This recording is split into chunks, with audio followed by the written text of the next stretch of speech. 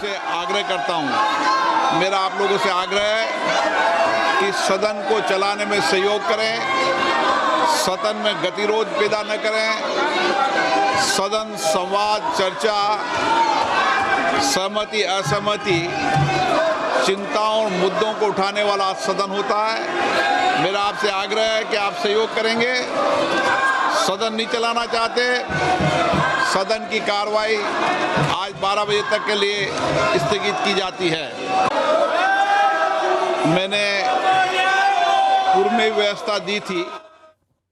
इस तरह लाठीचार्ज उससे मेरा मन दुखा। Sir, thank you very much sir. आपने हम सभापति जी 20 जुलाई सोमवार को छात्रों के खिलाफ जिस तरह लाठीचार्ज उससे मेरा मन दुखा। Sir, thank you very much sir. आपने நீட் விவகாரம் தொடர்பாக நாடாளுமன்றத்தில் இன்றும் எதிர்க்கட்சியினர் அமளியில் ஈடுபட்டதால் இரு அவைகளும் மதியம் 12 மணி வரை ஒத்திவைக்கப்பட்டிருக்கிறது. கூடுதல் விவரங்களை எமது செய்தியாளர் ரமேஷிடம் கேட்கலாம். ரமேஷ், கிட்டத்தட்ட 5வது நாளாக இன்றைய தினமும் அவை ஒத்திவைக்கப்பட்டிருக்கு. இதே நிலைதான் இன்னைக்கும் தொடருமா? என்ன நிலவரம் ரமேஷ்? எதிர்க்கட்சிகளின் தொடர் அமளி காரணமாக நாடாளுமன்றத்தின் இரு அவைகளும் நண்பகல் 12 மணி வரை ஒத்திவைக்கப்பட்டிருக்கிறது. நாடாளுமன்ற மழைக்கால கூட்டத்தொடர் தொடங்கி இன்று 5வது நாள். கடந்த 4 நாட்களாக எதிர்க்கட்சிகளின் அமளி காரணமாக நாடாளுமன்றம் முடங்கிய நிலையில் 5வது நாளாக அமளி காரணமாக முடங்கும் சூழலே ஏற்பட்டிருக்கிறது. ஒட்டுமொத்தமாக இந்த வாரம் முழுவதுமே இந்த கூட்டத்தொடர் முற்றிலுமாக முடங்கிய ஒரு சூழல் என்பதுதான் ஏற்பட்டிருக்கிறது.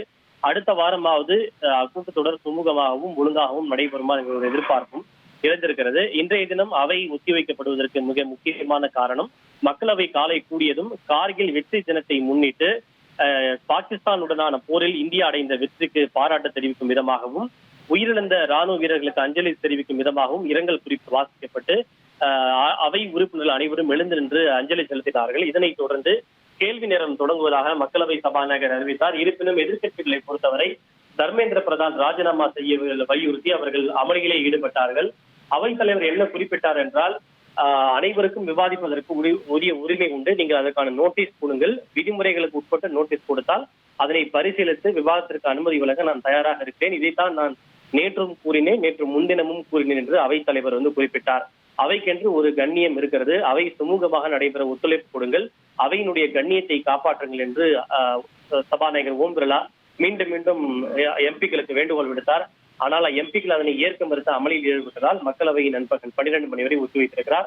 மாநிலங்களவையிலும் மல்லிகார்ஜுன் கார்கே அவர்கள் இந்த மாணவர்களின் மீது நடத்தப்பட்ட தடியடி உள்ளிட்ட விவகாரங்களை கண்டித்து தர்மேந்திர பிரதான் ராஜினாமா செய்ய வலியுறுத்தி அவர் ஆட்சேபம் தெரிவித்தார். அப்போது இது தொடர்பாக ஆளும் கட்சி மற்றும் எதிர்கட்சி எம்பிக்களிடையே அமளி ஏற்பட்டதால் அவரும் மாநிலங்களவையை நண்பகல் 12 மணி வரை ஒத்திவைத்திருக்கிறார். விவரங்களுக்கு நன்றி ரமேஷ். 5ஆம் நாள் அலுவல் தொடங்கியதும் எதிர்க்கட்சிகள் தொடர்ந்து அமளியில் ஈடுபட்டதால் இரு அவைகளும் மதியம் 12 மணி வரை ஒத்திவைக்கப்பட்டிருக்கிறது. இது தொடர்பான முக்கிய செய்தியை நாம் பார்த்தோம். இனி செல்லும் இடமெல்லாம் செய்தி. தந்தி டிவியின் வாட்ஸ்அப் சேனலை ஃபாலோ பண்ணினா செல்ல இருக்கும் இடமெல்லாம் செய்தி. இதோ QR கோட் இப்பவே ஸ்கேன் பண்ணுங்க, ஃபாலோ பண்ணுங்க.